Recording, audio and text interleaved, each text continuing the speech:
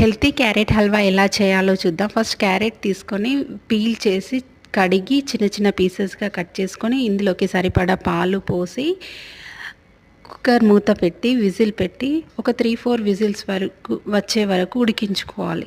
తర్వాత ఇది మెత్తగా ఉడికిపోయి ఉంటుంది. దీన్ని స్మాషర్ ఇలా పప్పు గుత్తి సహాయంతో మెత్తగా మెదుపుకోవాలి. అప్పుడు ఇది చికెన్ పేస్ట్లా తయారవుతుంది. ఇందులోకి డ్రై ఫ్రూట్స్ని మనం నెయ్యిలో వేయించుకోవాలి. అందుకు వీటిని బాదం లాంటివి తీసుకొని కచ్చాపచ్చగా దంచుకొని వీటిని నెయ్యిలో ఫ్రై చేయాలి. తర్వాత మనం ఉడికించి పెట్టుకున్న క్యారెట్లోకి